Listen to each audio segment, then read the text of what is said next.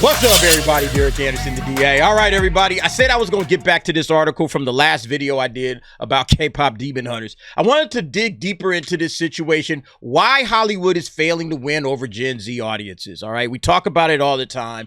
Jenna Ortega and Tim Burton, who are working on Wednesday right now, they both responded to it. And look, let me say this before we even get started. Jenna Ortega, in my opinion, is doing things right when it comes to being a young Hollywood starlet. She seems to get it, all right? Put in as much work as you can, all right? Get a lot of different roles, work on a lot of different projects, okay? Beat on your craft until you master it. Work on your craft, all right? Learn the business from the inside and out, but above all, keep your mouth shut. Don't sit out here talking about politics every other sentence. Don't do what Rachel Zegler does and try to slam one half of the country that might actually want to watch some of your projects. Don't do that. Don't make diss tracks like Amanda Stenberg, okay? Focus on your job. Don't alienate your fans with social or political commentary. Perfect. That's exactly what I think all Hollywood stars should be doing right now. Jenna Ortega, at the young age of 22, has already figured it out in spots where all of these other actors can't figure it out. It's amazing, man. So, yeah, shout out to Jenna Ortega. Keep doing what you do, all right? But, yeah, let's chop into this article on MovieWeb where she's discussing essentially why Hollywood is failing to win over the audiences in her generation, Gen Z. Declining cinema audiences and box office profits have been attributed to many things.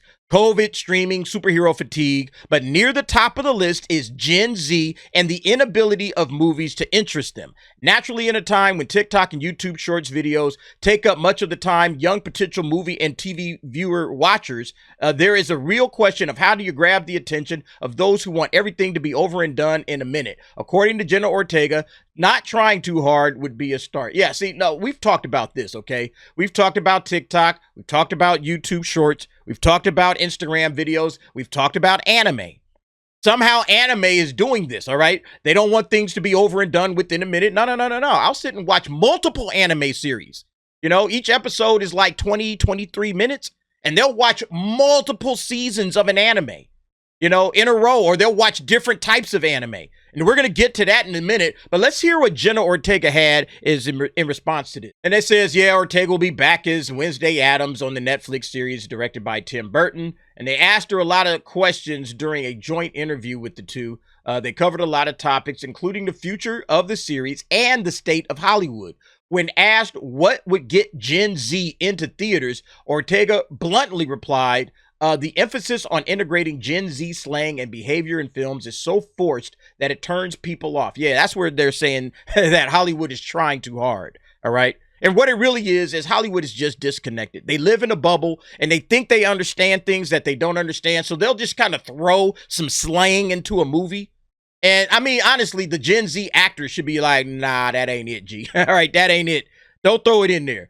I think studios are trying way too hard. Just give the new guy a chance. Give the original script a chance. Allow people to be creative and maybe take a step back a little bit. With Gen Z, it's hard to grab their attention. You can't show them stuff that they've already seen. Yeah, that's what I was talking about the other day.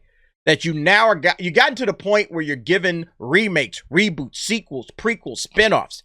And folks ain't rocking with that, man. You can't keep trying to sell somebody on stuff that came out 20, 30, 40 years ago.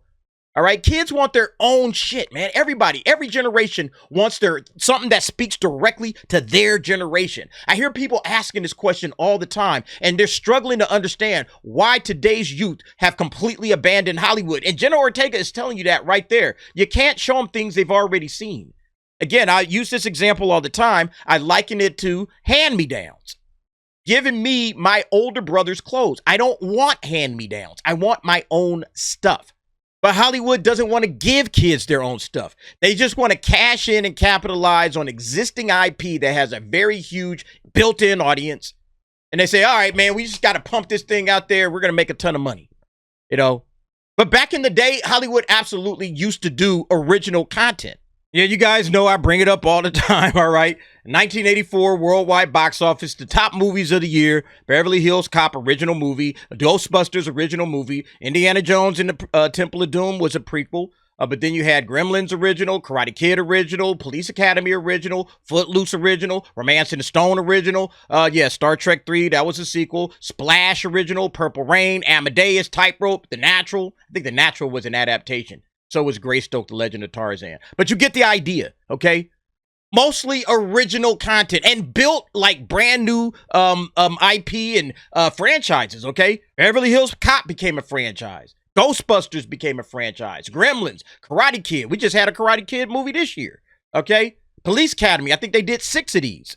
You know, Romance in the Stone had a couple of films. You get the picture.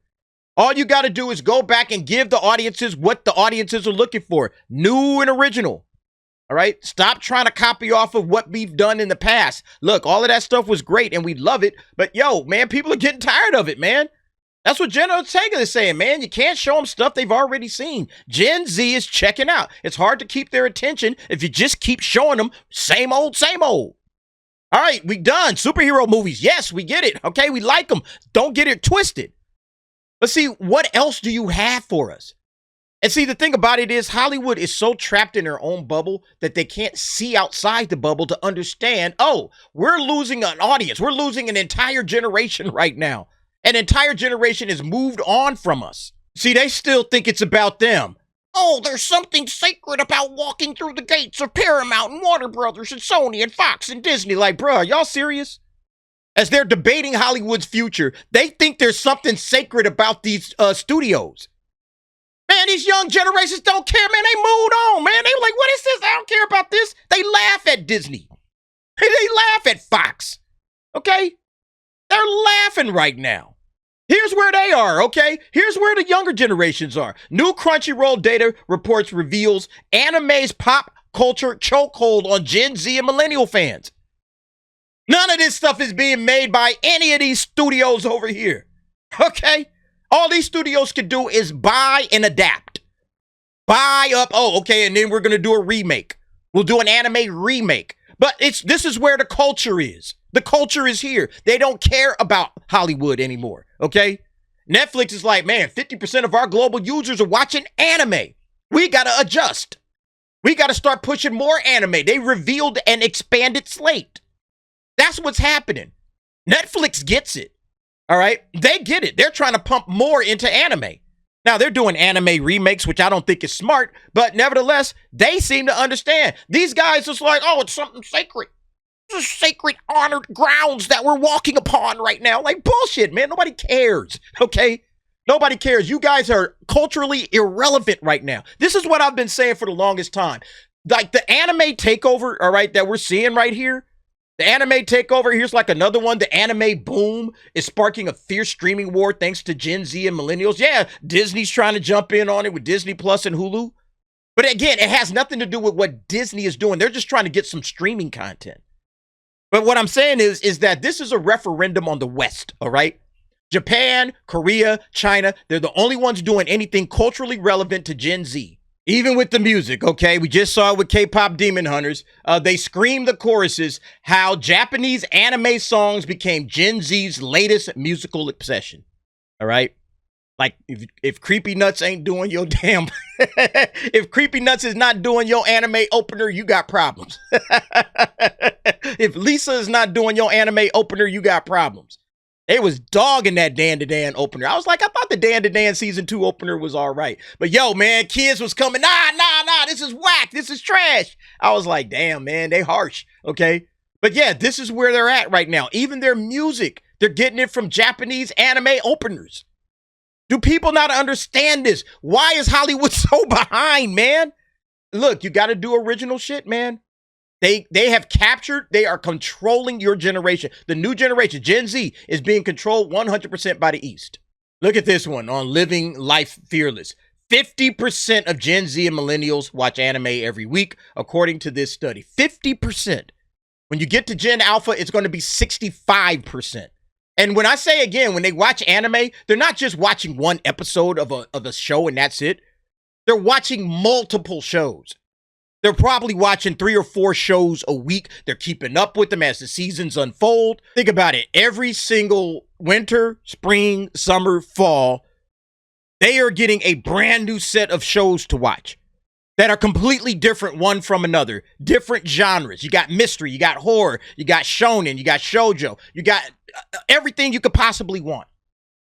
You know, action, you got comedies, you know, you got stuff you're looking forward to, like, oh man, I'm looking forward to the next season of Demon Slayer. Oh, I'm looking forward to the next season of JJK. You got all kinds of different things. And then in between all of that, you got new things that are coming out.